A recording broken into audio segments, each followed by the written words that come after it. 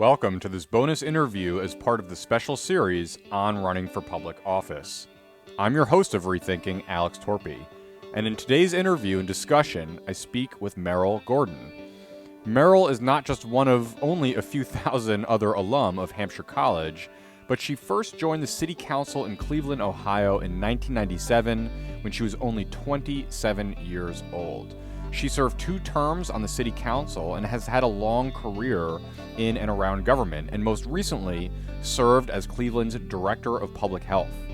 In this conversation, Merle and I discuss a wide range of topics, from the challenge of women, young people, and underrepresented groups to run for office, why independence and self-determination in politics is so important, the consequences of reactive versus proactive governing, what issues she worked on in the city council, and why local government is such an exciting place to make change, and quite a bit more. Check out the conversation, and don't forget to like and subscribe on whatever platform you are listening or watching this. Enjoy.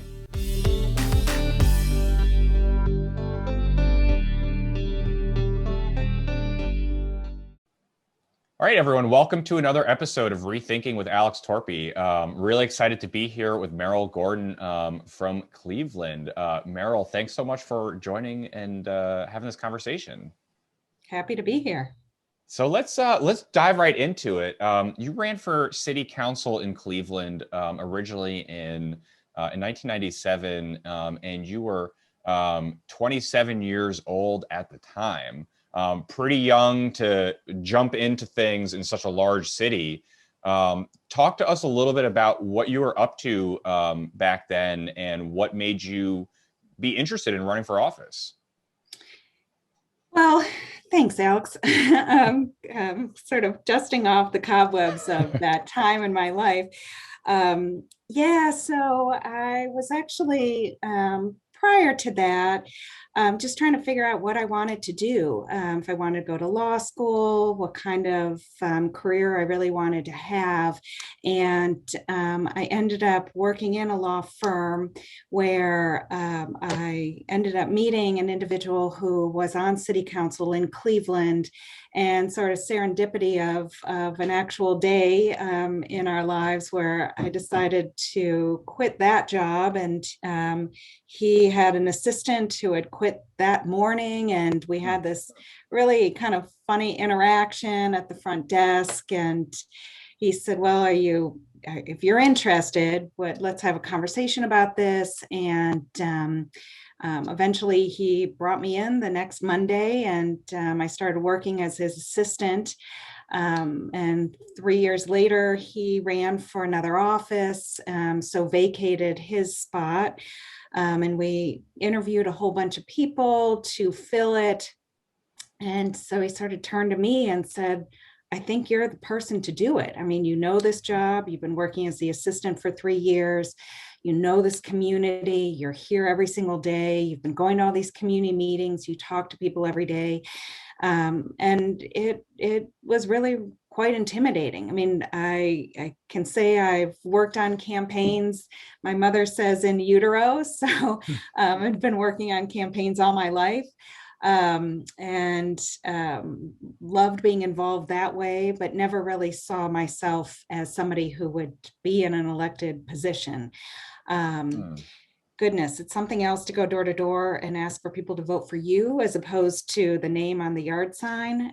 So all of that sort of changed. I originally turned him down because I thought, wait, I'm young, I'm single, I'm Jewish, I'm female. All these things that I had sort of seen, sort of politics seemingly sort of chew up and spit out. And I thought I just didn't really want to do it until I kind of had a conversation with my parents and my friends. And, opportunities like that just don't come around twice. And obviously it changed my life. So what happened was in February of 1997, I got sworn in to fill out the remainder of his term, and then had to, basically still run the office and do the work and run for election.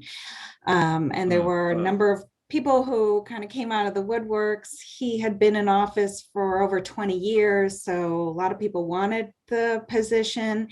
And we went through an entire election cycle, and but it was a lot of fun. And I put a good team of people around me who were able to kind of keep me motivated and kind of find the humor in some things, figure out how to take a lot of this stuff with a grain of salt. I'm sure we'll get into this, but the whole idea of sort of where personal life and professional life, public life all sort of fit in were things I had to figure out how to manage. And so that was sort of the beginning of things. I'll say a couple things that I did do during that time too, as I reached out to other women who were in office or who had run for election. As I said, I'd worked on a lot of campaigns and they were mostly women. And I got a lot of, little tips, big tips, ideas, and ways to kind of cope and manage through running for election during that time.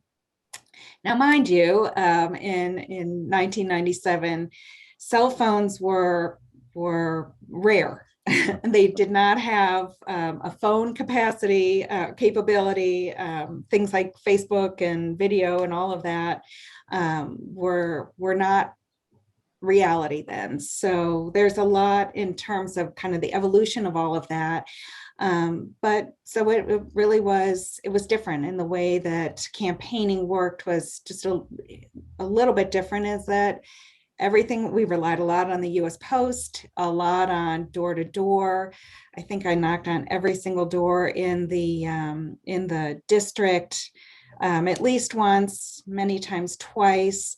I represented about 25,000 people, so it was a pretty substantial district and a larger population than Cleveland has now. But that was the big piece of the work and kind of how I got started. And really, again, it changed my life. Oh, that's really, you brought up so many different interesting pieces here. Let's see. One thing I'd love to dive into a little bit is, so it's interesting. So you were working for the city council person before running for office. And in that time, you mentioned that you didn't really see yourself for a number of different reasons as kind of the person to run for the position. And you felt that way while you were working in the city council office. Is that right? Like still at that point, you saw yourself working in the government, but not necessarily being the elected official. Correct. Yes. And so how did that, that's something that I think we've probably both heard from a lot of people. They can't really picture themselves as the person in that position. They can imagine themselves working for someone in that position. How did that, and you mentioned you sort of turned down the offer to fill the vacated seat the first time. Do you remember how you sort of thought through that? How did you go from not seeing yourself in that position to saying yes, I can do this? Well, I think the thing that was the most significant was that I wasn't the ultimate decision maker. And when you're in this kind of a position, when you're in the elected office position, you make a decision and you have to take responsibility for it. And at that time, it just felt intimidating. It felt like again, I sort of thought I'm in my 20s. I haven't had this kind of experience. What happens if I make the wrong decision?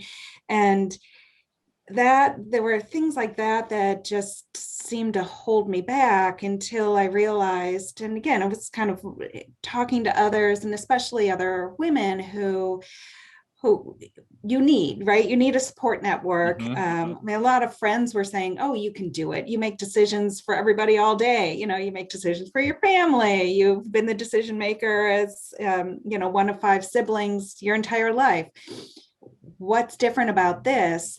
But it it took a minute to realize, I see people trying and perhaps not always being successful. And that's a big part of the learning curve too. And I weren't necessarily people who were in their 20s. These are, adults who are making decisions as best they can with the information they have in that moment.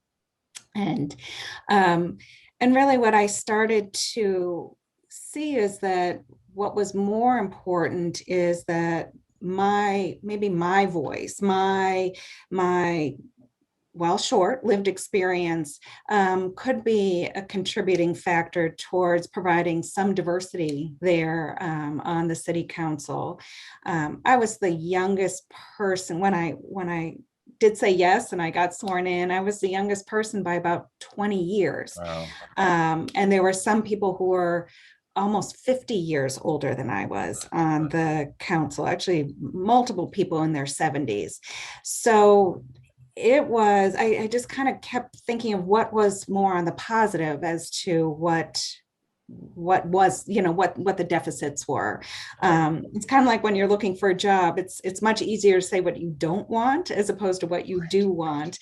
And that's not helpful. So it really was just believing in yourself. And I think that's one of the things, we both went to Hampshire College. And that's a big thing of what kind of Hampshire instills in you is you have to believe in yourself that you can finish that Div 3 project Right. On your own sometimes, but you've got to do it. And it's not about going to class and taking an exam. It's about how you think and what you can produce and the body of work that you've produced. And so that's kind of how and what I pulled from to make that determination, and then said, what the hell, and did it.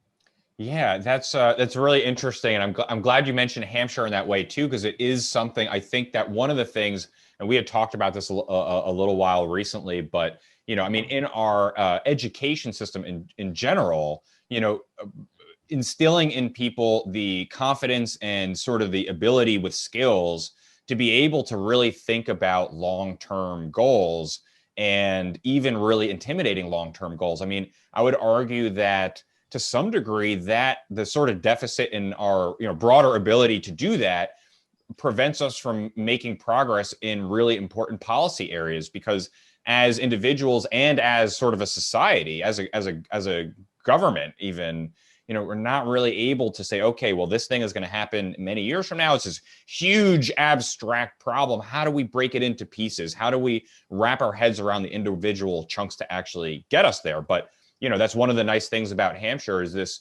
open-ended curriculum that really puts all the responsibility on you. You have to be self-sufficient. You have to be independent. You have to find your motivation from within, because, there's not really anybody else to provide that for you. And it seems like that, that we see the effects of that in how we govern. It's short term, it's reactionary. And do you think that there are, so government, you can sort of see government, on a large scale functioning that way. And there's plenty of examples of places where we're making better progress in that. But do you think that deters certain types of people from wanting to kind of get involved in all of this? Like they sort of see how it happens. They see the kind of lack of long-term strategic planning, and it's more of the sort of jumping to whatever's happening next. Like, are there people out there who would want to be involved, you think, but don't get involved because they don't see it as the right place for them? Well, it's a lot of really good questions in there. I think it's the sort of totality of the job, and a lot of the job that we don't see, which is the bulk of the work. What we do end up seeing are the pieces that perhaps are a little bit more intimidating, right? The truly running for office, the whole idea of seeing your name on a yard sign, a billboard, a television ad, or what have you. That's it's weird. Yeah. That is for sure. And you gotta get past that. I as I was saying, I I ran or worked on a lot of campaigns, and it took me a moment to think, well, if I'm working on these campaigns, what am I supporting? Who am I supporting? Mm-hmm. What are the values of that individual or that levy or that, ballot initiative that propelled me to get involved in volunteer time, to phone bank or what have you.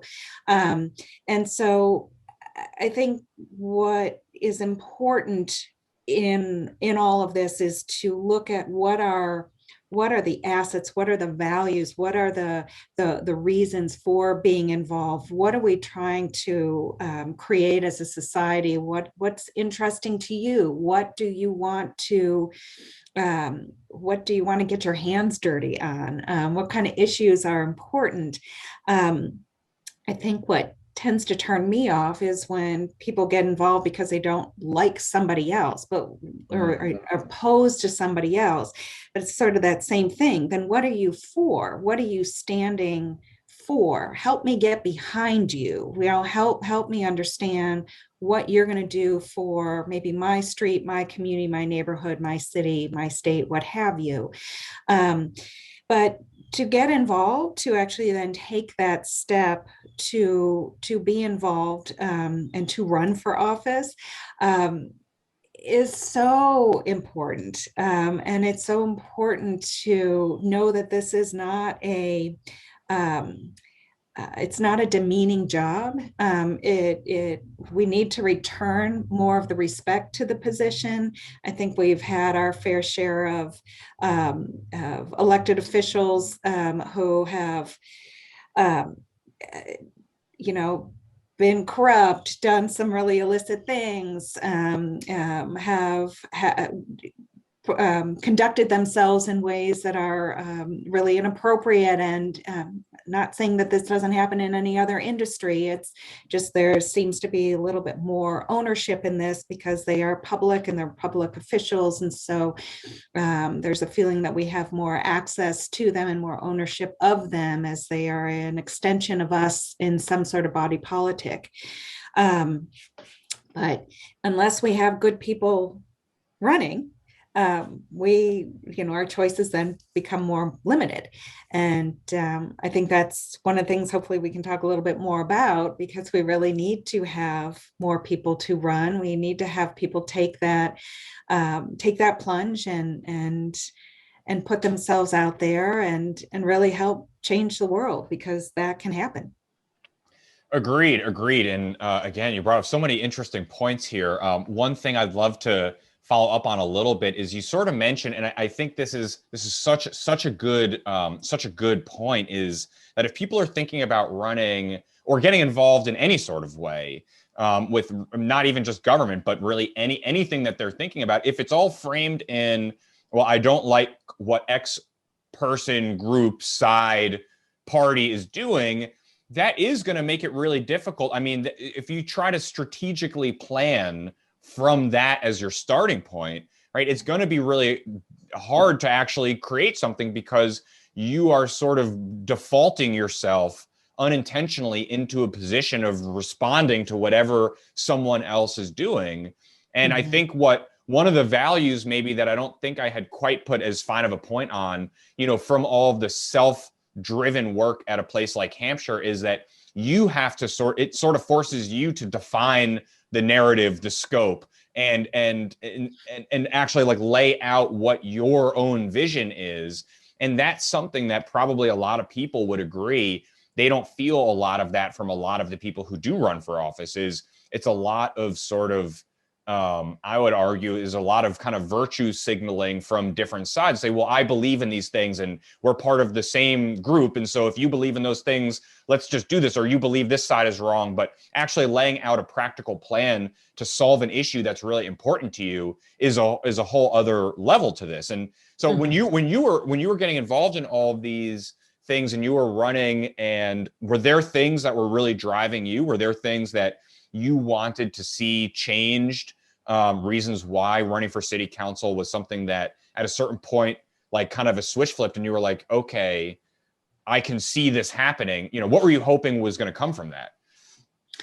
Well, So different things at different times. Mm-hmm. So the first time was really about trying to empower the residents and empower the neighborhood and giving them an outlet to sort of speak their mind, talk about what their issues were, and to be able to bring resources to them, whether that was, a vacant house or, I mean, on a very, very local level, things like that are really important, right? This was the time that I was there was sort of the beginning of predatory lending. So we were starting to see people who had no idea what they were signing, but people were going literally knocking on doors saying, here, sign on this, we'll give you this small loan to help fix that gutter and, that window up there.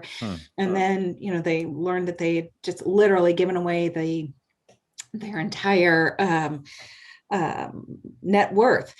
So there were a lot of things that you started to learn and understand as you got involved in the community of what was going on and what you wanted to be a part of, and realizing some of the injustices that were happening and people being preyed upon.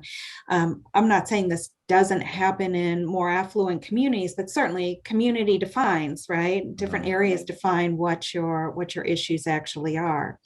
The second time I ran, I was really immersed in issues of HIV prevention, a lot of public health issues around lead poisoning, and homelessness. And the community that I represented wasn't necessarily interested in those issues, but these were bigger issues to me. These were citywide, region-wide, had tremendous amount of impact on and policies on the allocation of federal resources, et cetera. And so was what I faced with that were different kind of challenges because certainly the whole definition of a term is that, your job perhaps is guaranteed for that duration of time, right? So 2 years, 4 years, whatever it is, 6 years. Mine was 4 years. So, that's thinking about if you're going to run for reelection, then you're really kind of condensing everything into even shorter period of time because you got to put time into running for election, reelection, which ends up taking up a huge amount of time. So, it's the thinking of electeds often are kind of within those timeframes, and oftentimes as well as if you need votes, it's very difficult to convince your constituency to support you when your thinking is much bigger, broader than that, perhaps geographic kind of political jurisdiction. So how do you think about homelessness, right? How do you talk about that on a policy level when you're one of 21 different wards in a city or whatever the number is, right? And homelessness is something that requires really long-term strategic thinking. It's not something that is solved within that period of time. And if it's HIV and people don't think that it impacts them, for whatever reason, they might not find that those issues are issues that are germane to their lives. And so why support that when they really want perhaps you to represent or deal with the issue of a bad house or a street that needs repair.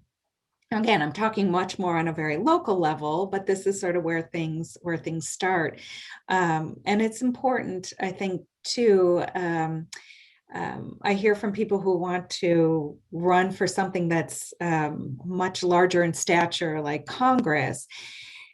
And I'm all for it. I mean, go for it. But I think that it's really important to have that experience of running for office, of being in office at a local level to really understand how really local issues are, what people reach out to local officials for, and how to start putting an agenda together of things that really are important to a community, and again, thinking perhaps hopefully beyond, again, that geographic jurisdiction, that time frame, and thinking big, and having much bigger goals, having ideas that you're willing to lose for, so that you're really willing to fight for something.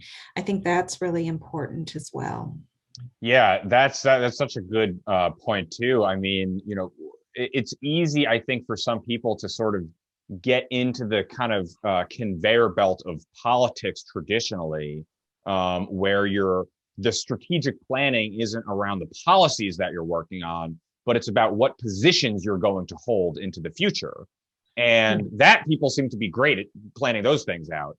But like, let's take that and what's the real purpose for doing this? And and I would agree. I mean, I think, there's been a handful of people over the years that I've tried to talk out of running for Congress and say, what about mayor? What about city council where you live?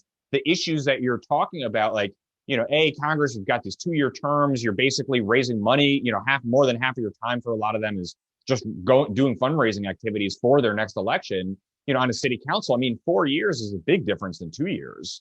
Oh, yeah. And that a lot of the issues that people think are only able to be addressed at the federal level are actually issues that local, especially on the city level, that cities can get very involved in. And you might have a limited, you're not affecting hundreds of millions of people at the same time, but also the odds that you're going to get it done at that level are so low versus having a higher chance of affecting that same change in that area, but maybe a smaller group of people, which I think is also nice because then you get to see things change, and it's sort of, I don't know, that's sort of motivating to kind of, help you continue on that track. Right. Well, and you have to build a track record, you have to build a base, Right. you have to build narrative of what you're doing, and kind of just get acclimated to what that actually means.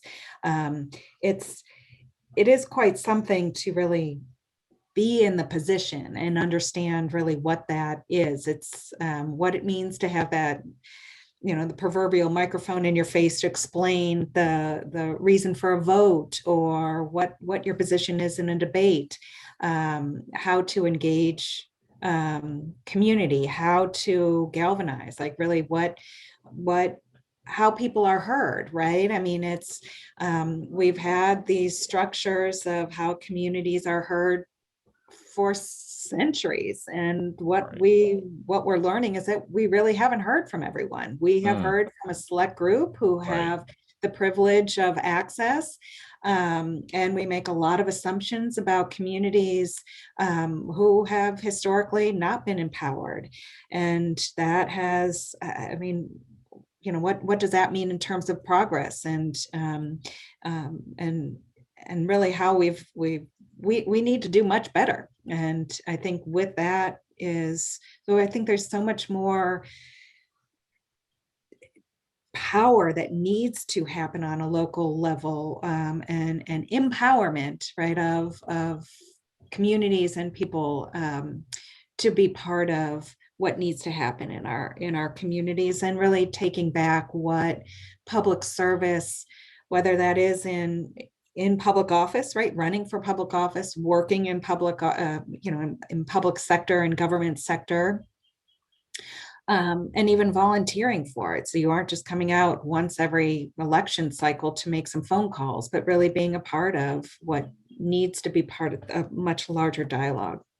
And I think that's one of the things that people don't realize often is that there's so many ways to be involved in almost every community in the US. Now, in some communities, you might get pushback trying to be involved, although that would be very important to note, right? If you're living in a town and you try to go to the meetings and they're, but like there's so many opportunities there on all of these different issues. And that can be a great way to sort of explore this a little bit. And that's something that basically every local government really, I mean, every government entity, right, regardless of party, policy, anything else, in a sort of a meta policy is how are those policies discussed? How are priorities identified? People, I think most people don't really think about government budgeting as being particularly interesting or even relevant other than like the final number. But like you and I both know, I mean, the priorities of the government are built into that budget. And if there are communities that aren't participating in that process, whether because they're not getting involved or because they're being excluded, the priorities that are going to be enshrined in that budget and what the government is going to be able to allocate resources to do or not do is going to be completely dependent on what it believes its priorities are. Exactly. Yep. Now, one of the things you mentioned too, so some of the public health issues that you were interested in, ties into some of the things that have been that I know a number of people, including myself, have noticed in dealing with COVID-19 over the last year. So I had some issues as a municipal manager and doing emergency management work and municipal management work, that it was really difficult sometimes to get health data from other government agencies.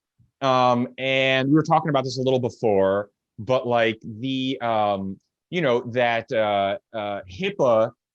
was sort of thrown around as it seemed like a sort of catch-all, justification for one government entity not sharing data with another government entity. My understanding of the impetus for HIPAA was a lot around problems that resulted from not having that protection during some of the peaks of the HIV and AIDS epidemic, where people's personal health information was being used in ways that were very inappropriate, very damaging to them. And there was a sort of, we're very good at pendulum shifts, I think, policy-wise in this country. Right. And we sort of put this framework down that protected against or attempted to protect against that. But, we were, I was having issues, in the very beginning. I mean, actually, probably almost exactly this time. So we're in mid-March right now, almost exactly this time, maybe a few weeks later last year, I couldn't get information from public health authorities whether we had any positive test cases in our community. They wouldn't release, with no name information, no demographic information. I think we were interested in age. But they at the beginning, we were refused that information, whether we even had positive cases. Now, a year later, I think we can all look at that and say, well, that was obviously going to change at some point. But HIPAA itself, I mean, so balancing, how do we, is this something that you've kind of come into contact with? How do we balance, individual privacy, protecting people's health information with creating an environment that makes it easier for governments, at different levels? I feel like there's, so many action movies where you have like different federal agencies fighting over something, jurisdiction about something. But we do that. That's not a law enforcement culture. That's a government culture. And, are there ways that we can balance, individual privacy protection with public health, with the value of sharing information for public health purposes? Like, what do you kind of think about all that? What's been your engagement with that? Well, I think that what sharing data is sort of indicative of just the archaic system of government trying to kind of protect its own in an era when data is necessary to survive, to thrive, to do any work, to function.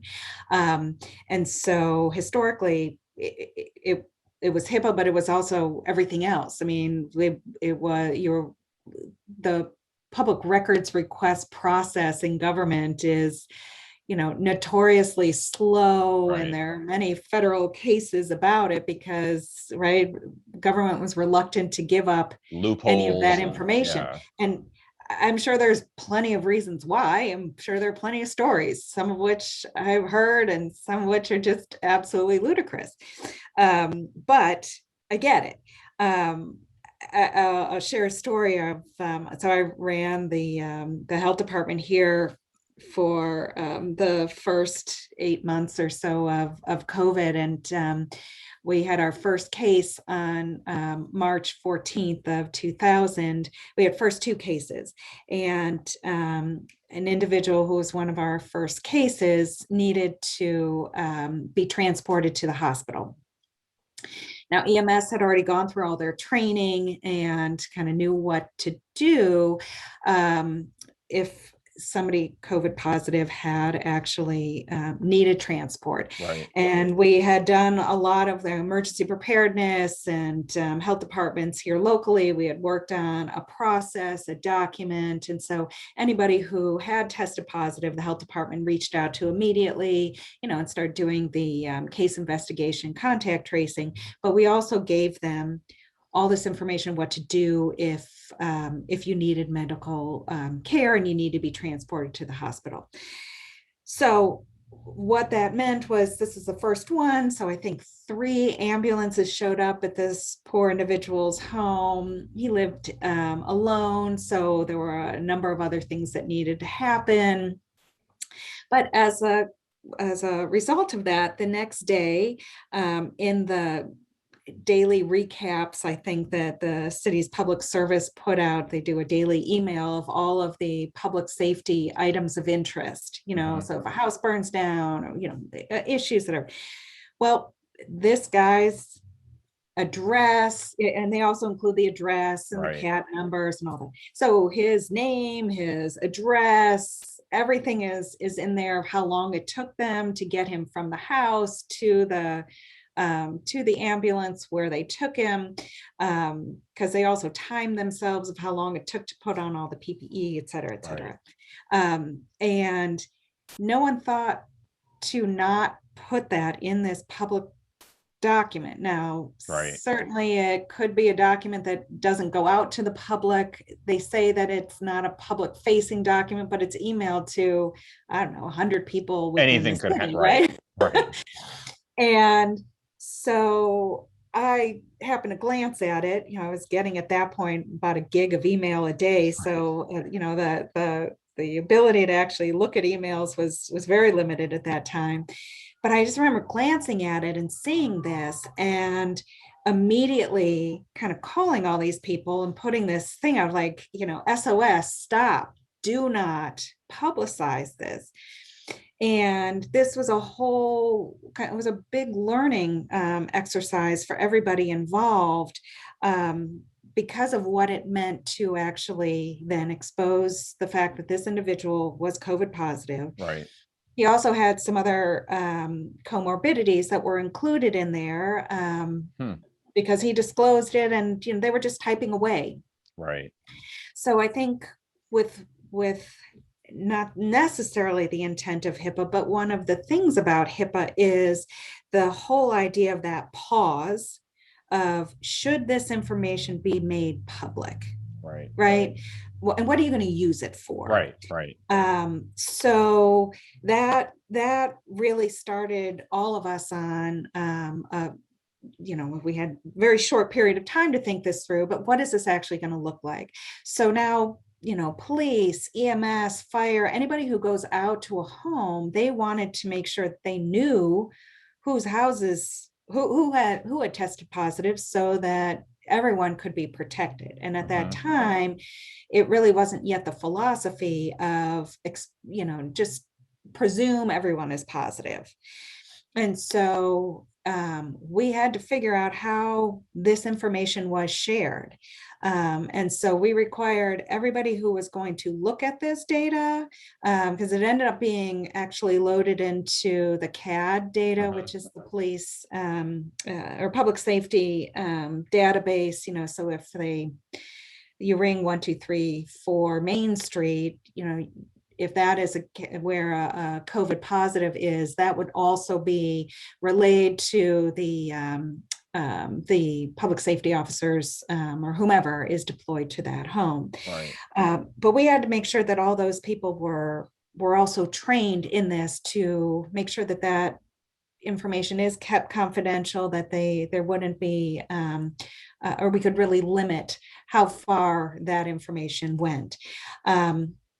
But I'll tell you, spending all this time at the city before my first time when I was on elected office, and then having worked there recently as well, data is something that we have a lot of, but we just really, it's so new to share it.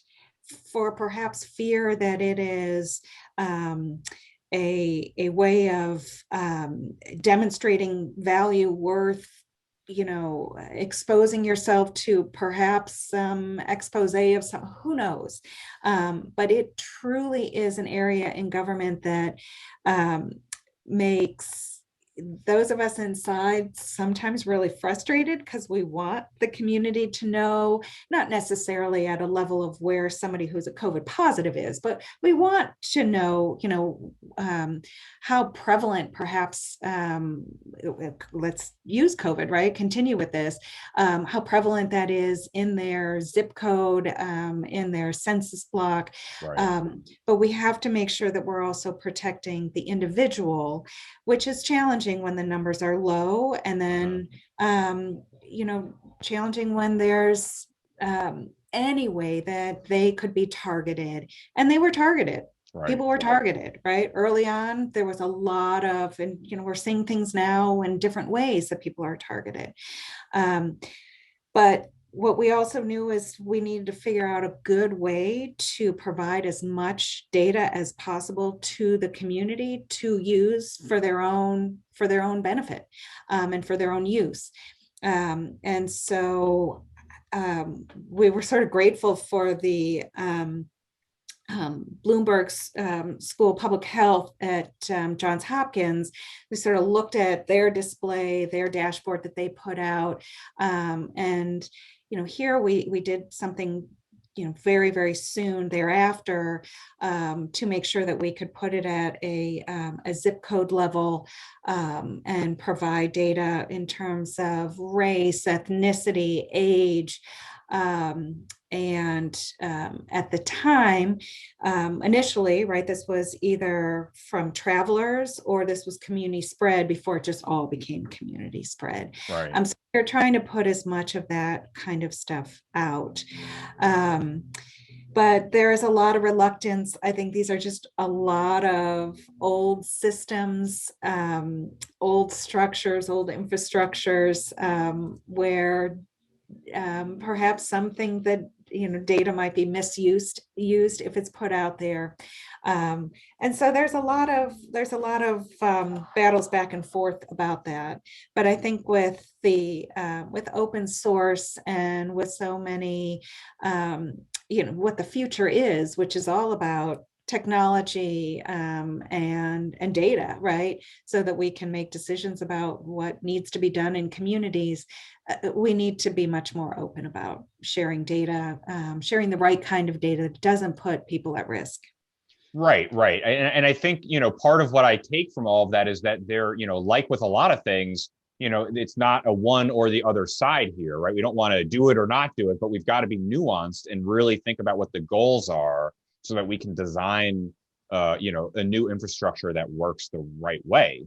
And that's hard to do because we're so binary in thinking about these things.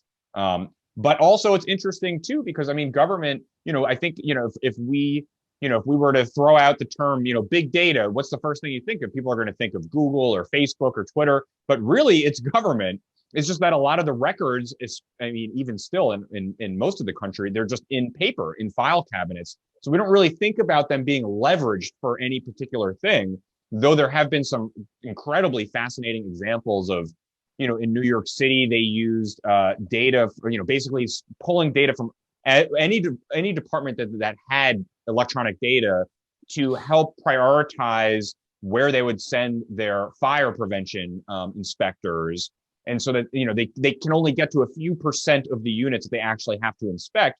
Which ones do they inspect? And they managed to sort that list basically in a way that allowed them to, do what was deemed to be the highest priority. And so landlords who missed tax payments, for example, was one of the indicators that there was a higher likelihood there might be a fire issue there too. And they were able to do a lot with that and, massively improve how those services get delivered. But for government, they haven't really had to think about that because, in the past, so you put the record in a file cabinet, you get a public records request, you pull it out, you highlight, you redact out the things that you need to, and then you copy the thing and send it to somebody. But when data is stored in non-machine readable formats, it's a lot easier to protect privacy. But now, I mean, you think about, how many times do police officers on the scene of an accident send over, a driver's license number to have something checked, by the dispatcher, or, the address of the location. I mean, a lot of this stuff, if you have a police scanner, most of, you can find out a lot about what's happening, with emergencies, and especially in EMS. And when the ambulance is getting there, you can hear the requests to the dispatcher for additional resources. I mean, there's a lot, but it's all, it's in some towns and cities. You can pull those radio channels online, but there's no transcript, there's no spreadsheets of that information. And I think it's hard for people to kind of think about that. Like, okay, if we're taking this thing that existed over an analog radio system that you have to buy a piece of equipment to listen to, and it's not recorded or stored anywhere, but now we're taking that and putting it on a website where it's going to live permanently, that there's a higher level of sort of, I don't know, it's sort of, there's more that the government needs to do to protect that data when you put it in that kind of a format. Well, I think, Alex, too, is technology costs money, and collecting, processing, analyzing, spitting out data in any way, shape, or form requires money and infrastructure, right, and investments for a longer term. And so, that's a difficult concept sometimes in government, because you're spending money now for something that is not an immediate thing, and it might not necessarily be something that fixes a pothole, or completes a blighted block. So there's lots of things that are challenges with all of that, and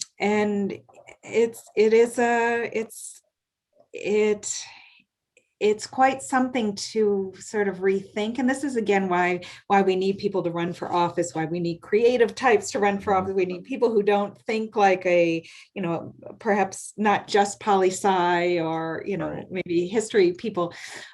We need people from all sectors to really be involved in this kind of communal conversation of why this stuff is so important, why it matters, and why investing in that kind of infrastructure, in technology and in data matters. I mean, in Ohio, the disease reporting system that right now is collecting information on every single COVID case and every reportable disease case, so that as well, it's over 20 years old. It's over 20 years old, and it is not capable of running the types of reports that right now would be so incredibly beneficial. So you got a lot of people, you're investing now in others who are trying to now pull, transfer, using other antiquated systems and other systems to try to generate the kind of pure data, but not the ability to do the kind of analytics that really need to happen to really provide locals the tools they need to really work on this in another way. We sort of salivate at some of the communities who have much more updated disease reporting systems, but even things have changed, right? I mean, you can't just have male, female as the only options in terms of sex. You can't just have black and white as the only options for race. We've got so many others and so much that we need to capture to be able to have a much better picture. But if it's back in the thinking of 20 years ago, that's all we were really perhaps even thinking about, or the people who were designing it, because we weren't listening to the community and we weren't really paying attention to the community of what else needs to happen, right? And so that is all part of, I think, why we're going back to our same theme, is that we need more people to be involved in this process and bring their ideas and just their energy and new thoughts to how government can really serve, and always question, not necessarily accuse or fault how it is currently or maybe in the past, but more of like, what do we want our government to be? What do we want our representation to be? Where are we going for? Like, what kind of society are we? Do we really care about our people? And if so, then government needs to follow that and become that, as opposed to more punitive and looking for reasons to accuse, as opposed to being there to really, again, empower, make it better, and really work on fundamental issues that are harming people. It's so easy to slip into that sort of mindset. It seems like everything around us is sort of allowing us to get angry at something else, to point out fault elsewhere. We're constantly being distracted with new information that may or may not be relevant to what any one of us are doing. And the space, I mean, even just from the perspective of one's own mind, the space that we have, it's so hard to create a buffer around you to think about the future, to say, well, okay, this thing is really frustrating me, but what is the solution? What are the different ways? Can we look out to see who else has done it this way? That's always a problem in government, I think, is sort of reinventing the wheel a little bit. And that we've actually have a lot of the same challenges in a lot of different states and a lot of different communities. But it's this sort of isolationist or protectionist mindset that is, that it makes it easy for us to kind of want to double down on what we already believe. This is a whole can of worms, but maybe we'll just see if we can peek it open for a second. But it seems like this is in part related to, sort of a place where we're at mental health wise in a lot of the Western world, but especially in the United States, I think, where we're not really thinking about how our brains and minds work in a way that is ultimately helping support us produce our best outcomes, whatever they might be, in our personal lives, in our professional lives, in our communities, wherever it is. And that seems like such an early starting point. I mean, if people are constantly falling into traps of getting angry at other people, like, we should investigate that dynamic. Why is that happening? Why does it seem to be increasing? What are the dynamics? What are the reasons why we have groups that are kind of, are arguing in ways that are, more tribal, less collective? What can we do about that? And, from the public health perspective, I guess I'm just curious if you have, any kind of reflections or thoughts on, I think we saw this change a little bit over the last year, how we are allowed to talk about culturally mental health a little bit. Everybody's sort of feeling burned out. Everybody's feeling a little more burdened. What do you see as like, in the public health community, the role of addressing mental health? Are people working on that? Do we have kind of a light at the end of the tunnel? Can we move forward to something that maybe sets us up better to be able to do all these other things better? Well, of the many things that COVID exposed is truly the need for the destigmatization of mental health, behavioral health, and people who just need help. And there's a whole array of what falls under all of that, but the injustices that people have been sort of forced to live with due to policy, federal, local, state policies for generations, right? We're seeing a lot of communities calling on and declaring racism as a public health crisis, and what comes with all of that, and the emotional, mental, physical toll that that racism and that injustices have really caused in communities. So critical. And how are we moving towards reparations and repairing that? And as a big part of that is mental behavioral health. I mean, how people have really coped. And I think that this has given us at least a little bit more permission to speak about it as an issue that isn't something to hide, that isn't solved with a pill, that is a lifelong, it's a lifelong, generation long issue. But it's, public health wasn't really all that much talked about prior to about a year ago. I mean, we might have ebbed and flowed in public health. I'm not sure people knew what a health department did prior to a year ago, and perhaps there's still who don't know what they do.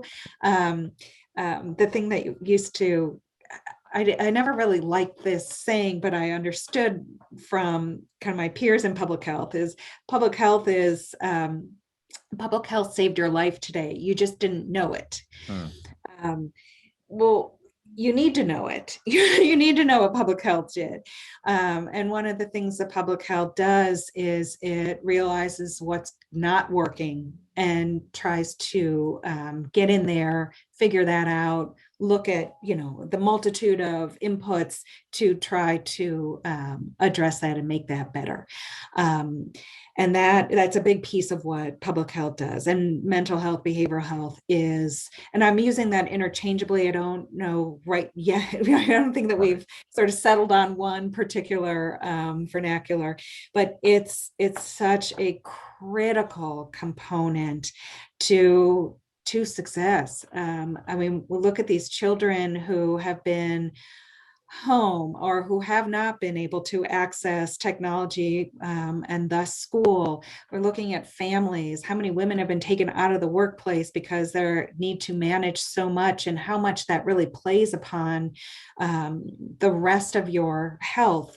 There's infrastructure health, right, of just kind of what this is causing and what this will have as impact in the long term, and how necessary it is to invest in this. But it falls into that sphere of public health, that these are oftentimes things that aren't resolved in a generation, but require and call out for incredible investments, and not necessarily always just money, right? But just investments all around, how our built environment is put together, what we're thinking about in terms of, just clean air, clean water, like the whole idea of, I think it still shocks people that there are large communities in the United States that can't turn on a faucet and drink the water out of it, or take a shower, right? Or a whole bunch of things like that. I mean, that all has impact on mental health and on physical health and physiological health. And this all needs to be, it needs to be in the forefront. This is sort of, again, this is what we're thinking about in terms of our society. And this is where, if we're not investing in that, what kind of society are we? And who's making those decisions of where those dollars are going instead? And I think, again, that's sort of where more voices who can really bring that to the forefront are so necessary. Yeah, I mean, it almost sounds like to some degree that, public health and mental, I mean, it's almost a meta issue, right? Because you think about, I mean, so we know that, stress causes all sorts of really problematic chronic medical conditions, right? It seems like we're learning more and more about that, which just keeps stressing me out every time I learn about it. I have to figure out how to interrupt that cycle. But we know that, for example, poverty, it is extremely stressful to be in poverty. And yet the way that the machinations of government work, I mean, my own experience of being on unemployment for some period of time during COVID, I mean, interacting with that system is very stressful. And it's not really set up. And you think about people that are really struggling and are worried about where money for groceries is coming from and where money for rent is coming from. And God forbid, if someone has a medical condition or gets COVID or something, what's going to happen then? You've got kids at home trying to learn, you've got all these things happening, and Yeah. yet engaging with the government often in a lot of places adds another layer of stress on top of that. Instead of kind of saying, okay, it's like this human-centered design approach. How do we make this work for the people? Can we improve people's stress levels when they are getting unemployment? Can we use that touch point with someone who's at a challenging point in their life to actually impart some de-stress onto that person? And that's not something I think we hear a ton about, Right. on a broad level. And it's such an interesting opportunity to tune government to really be better for people in the long run. Right. Yeah, no, it's a system of, of again, punishing people for situation that they may have had absolutely Right. no, they didn't cause it. Right. Yeah, it's just, and the benefit cliff for people who, if they just surpass a certain amount of income, all of their other support services are cut off. I mean, you don't just kind of instantaneously have everything figured out, and have everything in place, that moment. And if you listen to the debates and it's kind of interesting when I did my Div 3 project on the origins of public housing, and it really were the suffragists who were really pushing against, many of them, their spouses who were legislators. These are policymakers, and telling them that this, you need to guarantee housing, right? Like the whole idea of not having that foundation. If you're scared that you're going to be kicked out, in 3 days, and you have children and somebody is sick, and, it was just sort of set up to penalize people who needed assistance, as opposed to giving them the resources and support that they might need to get to a place where they are stable, and then they can move forward. I mean, it's right now, these work requirements for some public benefits. I mean, reading the debates around it, this has been around for, a long, long time. And again, it's coming from people who are sort of penalizing people who are in this situation. The government, again, it's like, what is our purpose for being there? What kind of a society do we want to be? And when we're seeing that homeless rates are just going up through the roof, and unemployment, right? And so much, and there's going to be so much of a need for recovery. And the dichotomy of what's going on in this country, the people who are doing well exponentially, right? And, Right. Right. and yet every Thursday they're surpassing, almost every Thursday, they surpass the week before number of people who come in for food at the food bank. They come in line to receive food. So it's just an amazing thing, and where we really need to, again, have other voices to make sure that we are bringing to light what are so necessary, in terms of where and who we want to be as a society, and how we want to help our people.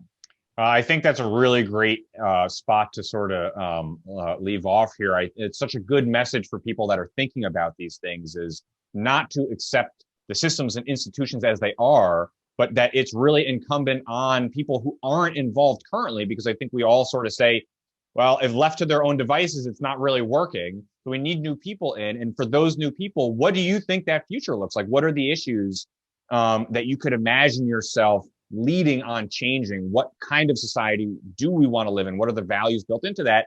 And if you want to, and if you imagine that and it's different than where it seems like it's going, we've got to figure out a way to connect those dots. And, and a great way to do that is getting involved in local government and thinking about running for office, and, exploring all of that. Even get involved on the precinct level, Right. like precinct Join level some boards, is committees. best place. Yeah. The best place to be involved.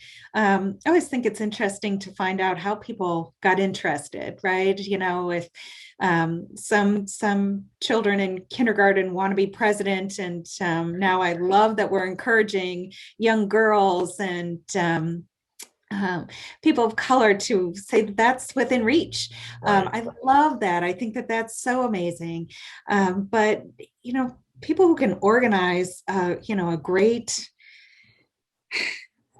potluck or fundraiser or something. I mean, you got the skills. And then it's not a cookie cutter. You don't have to look like the people who've always been there. You don't have to think like the people who've always been there. And certainly we don't want that. Right. Exactly. Look at what that's what's netted us kind of, to a large degree where we are now. And I think that this is one way to really make sure people start recognizing that, at least this country is starting to really change and for the better. I mean, it's a place that we need to make sure that we are again encouraging so much more of a diversity of voices, of people, of perspectives, and that's so necessary. That's the kind of world I want to live in. Same here, and hopefully we can help people see that if them wanting to do things differently or not looking like the way things are supposed to, that's not a weakness, it's a strength. And hopefully more and more people can sort of feel empowered by that. Is there anything that you wanted to touch on that we didn't get to touch on? Is there anything you wanted to say, as we sort of leave off here? I just love this conversation. Just sort of kind of greases the wheels a little bit more of like, oh, right. And obviously lots of stories of like, oh, I could have shared this. But I think that if there is anything I can sort of say is, what excuse I hear the most for people who don't want to get involved are the fear that their personal life becomes so public. Right. I hear that a lot, right? I mean, I think that seems to be the one biggest stumbling block to people, especially women, who tell me that they, they're much more comfortable in a role, as working on a campaign perhaps, or not necessarily even getting involved.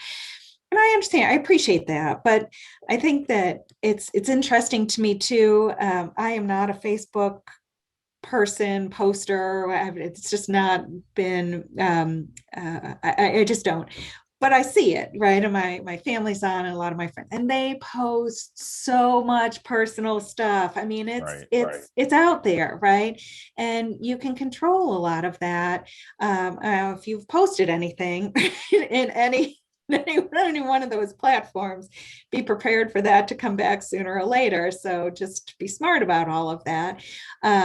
But there is, it's up to you. And I think that it's still so important and to be involved. And we do need people to be in these positions.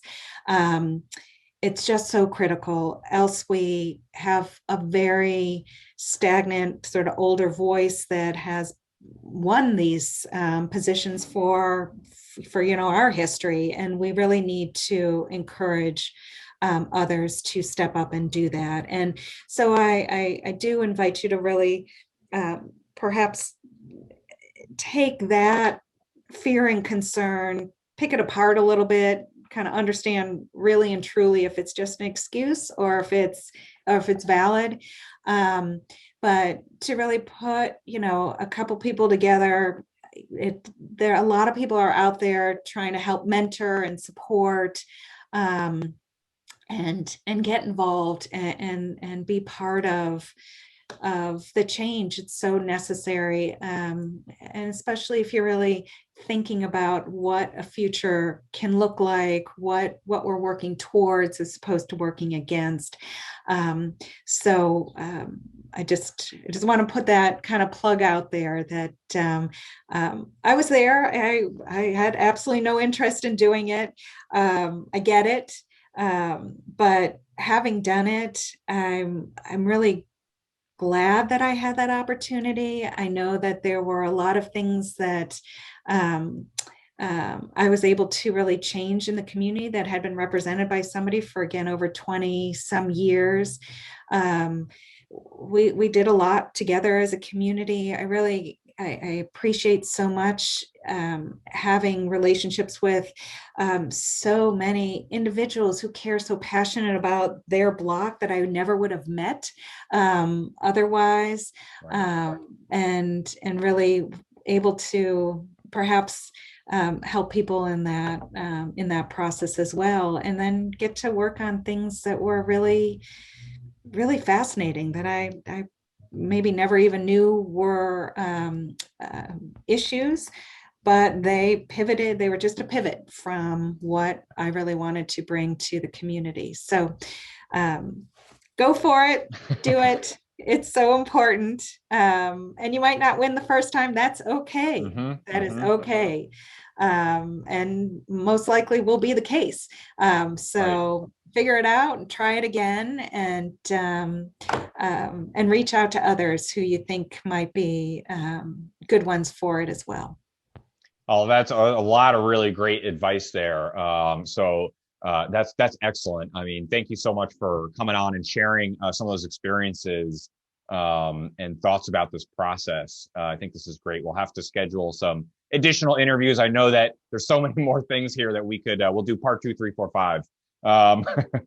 But really, again, really appreciate the time sharing some of these experiences with us. I think it's going to be really helpful for folks that are thinking through this, and wish you luck on everything that you're working on. And yeah, thanks again for coming on the show. Thanks, Alex. Appreciate the opportunity. If you enjoyed this interview and discussion, please share, like, and subscribe, and then consider checking out all of the other discussions. They're all posted on YouTube and online at rethinkingwithalextorpey.com. You may also want to check out all of the podcast episodes. You can find Rethinking with Alex Torpey on YouTube, Apple, Spotify, Google, and Stitcher, as well as online at rethinkingwithalextorpey.com. If you like what you heard, please also consider liking and sharing this content with a friend. And don't hesitate to get in touch with me by email or social. Thanks again for listening.